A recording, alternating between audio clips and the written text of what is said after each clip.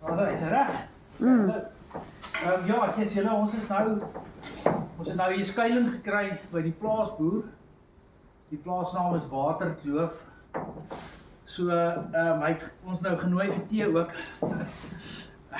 Ons het hom nog nie ontmoet nie, maar ons het hom gevra net vir ons plekkie kan charge, want ek dink met al die bulte en die goed het ek uit krag uitgehardloop. En so, ek gaan dit nou laai hier.